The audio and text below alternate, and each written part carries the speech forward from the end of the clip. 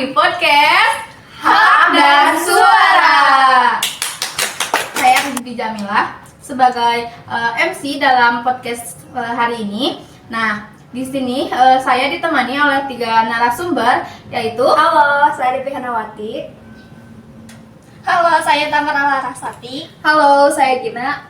Sebelumnya saya ucapkan terima kasih karena sudah capek-capek gitu ya datang ke sini dan menyempatkan waktunya. Terima kasih. Iya. Jangan bosan-bosan untuk datang ke sini ya. Iya. Unit Pelaksana Teknis Dinas Perlindungan Perempuan dan Anak dan Komisi Perlindungan Anak Daerah menyebutkan pada tahun 2024 ini sudah terdapat 47 kasus kekerasan yang dialami oleh anak. Nah, hal ini tuh dipicu karena dari lingkungan sekitar dan orang terdekat. Nah, menurut kalian bagaimana sih tanggapan kalian terhadap kasus ini? Menurut saya, isu yang terjadi saat ini yaitu kekerasan yang dilakukan terhadap anak di bawah umur gitu, apalagi si pelakunya itu orang terdekat kita. Nah, itu merupakan hal yang nggak bisa diterima gitu di negara Indonesia ini. Betul. Nah, karena kalau dampaknya tuh ke anak tuh bakal kayak jangka panjang gitu, misalnya kayak mungkin si anak itu kayak udah berdamai gitu, misalnya udah clear gitu masalah, tapi tetap aja sih memori dari anak itu bakal terus keinget kan. Betul. Misalnya seharusnya si penegak hukum di Indonesia tuh kayak tegas gitu ngehadapin si oknum-oknum ini gitu. Nah, ya benar yang tadi Gina bilang kan ya, kalau misalnya penegak hukum di Indonesia itu kayak kurang banget kan. Nah, kalau misalnya menurut aku ya, selain dari penegak hukumnya juga, kita juga kayak sebagai masyarakat, warga sekitar atau masyarakat, orang tua dan juga pihak sekolahnya juga ditegas lagi gitu kepada anak kita gitu, murid-murid kita dan Harus berpartisipasi iya, gitu ya. biar Ini apa tuh yang mencegah gitu. ya, mencegah ya bisa. Ya benar banget tuh itu tuh. Nah, seperti yang udah terjadi ya sekarang tuh ada satu kasus, sebuah kasusnya tuh tentang pelecehan yang dilakukan oleh seorang guru kepada anak di di SMP.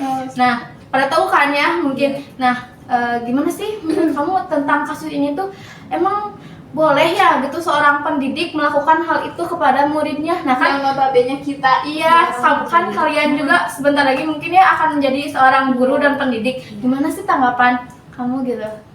Kalau misalnya menurut saya, kalau misalnya nantinya di kedepannya misalnya kan aku nih bakal menjadi seorang pendidik gitu kan, tanggapan aku tentang misalnya si kasus ini tuh kayak mengkhawatirkan banget gitu lah kan.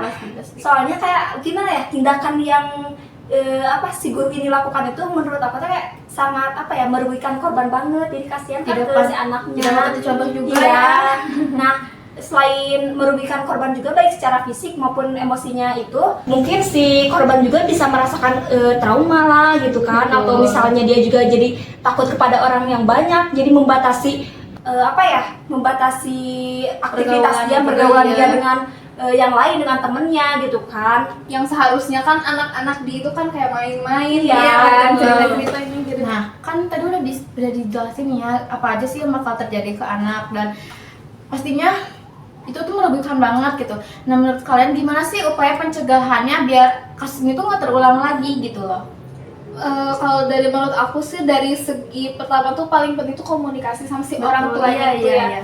Kalau misalnya kayak gak ada komunikasi di antara anak dan orang tua, misalnya sama-sama canggung atau gimana, sama-sama gengsi atau gimana, nah kayak itu juga sangat berpengaruh gitu kan. Jadi anak tuh kayak nggak mau cerita, jadi si orang Takut tua tuh ini, takut itu gitu kan ya. dia takut misalnya orang tua ini nanti aku takut kayak gimana gitu, ibu aku atau orang tua Takut kayak, dimarahin kan ya, biasanya kayak gitu. Terus juga bisa juga kita rekrut guru BK lah, adain guru BK iya. gitu Jadi kan. si anak juga kalau misalkan ngalamin kayak pelecehan ya walaupun nggak sampai kayak gitu, tapi kan pastilah ada aja gitu ya Iya. tindakan-tindakan yang tidak mengenakan buat si siswanya. Jadi bisa juga kan berkoordinasi sama BK-nya. Mungkin kalau misalnya dari aku itu lebih ke bukan upaya pencegahannya ya, tapi kayak misalnya ini mah kalau misalnya si kasusnya udah terjadi gitu kan. Nah, kalau misalnya kasus ini udah terjadi gitu kan, alangkah baiknya dari pihak sekolah maupun dari pihak korban gitu kan, keluarganya gitu, yang pertama yang harus misalnya mereka lakukan itu melaporkan kejadian tersebut itu kayak kepada pihak yang berwajib, kayak misalnya polisi atau ke namanya polsek gitu atau misalnya Komnas HAM gitu kan bisa yang ya. terdekat gitu, atau bisa juga langsung melaporkan si guru tersebut ke dinas pendidikan kan Iya, gitu kan. betul. Yang kedua juga karena kan si anak itu udah misalnya udah kena pelecehan gitu kan, otomatis kan psikolognya akan terganggu. Nah di sini juga peran orang tua gitu maupun guru bisa juga memberikan si apa ya ke si anak itu tuh dukungan psikologis. Si siswanya itu kalau misalnya si gurunya kan apa ngelecehin Siswanya. nah, Iya. nah seharusnya kita tuh ngelawan ke gurunya, Iya, dengan cara tampar atau ambil barang lah atau minta tolong kayak gitu. Seharusnya berpikiran kayak gitu, jangan diem aja. bisa disimpulin gitu ya kalau misalkan upaya pencegahan ini tuh harus dilakukan nggak hanya satu pihak dari itu siswa atau dari sekolah atau tapi semuanya gitu ya, jadi entah itu dari siswanya, masyarakat, lingkungan keluarga dan pasti guru juga lah ya. Kita juga sebagai masyarakat tentu jangan diam aja gitu ya lihat ada orang yang dianiaya kayak gini gitu ya kan, siapa gitu yang mau anaknya diginiin, pasti kita juga harus kayak ngerangkul gitu ya biar si anaknya tuh nggak ketakutan, nggak ngerasa sendiri gitu ya. Nambahin sedikit ya. Iya boleh. Kalau misalnya si orang tua itu misalnya nggak mau gitu langsung kayak ke polsek gara-gara ribut atau apa, mungkin bisa kan dari tadi RT RW Iya, bisa iya, gitu betul. ke RW-nya dulu, ke RT-nya dulu, mungkin nanti sama RT sama RW juga Bisa pasti dibantu. bakal Iya, dibantu. diusut itu. Dengan pembicaraan kita hari ini bisa menambah wawasan yang menonton dan semoga kasus ini tuh tidak bertambah Iya, banyak gitu ya. iya. Oke, sekian dari saya sebagai pembawa acara, saya Rizky Jamilah. Pamit undur diri, bye-bye.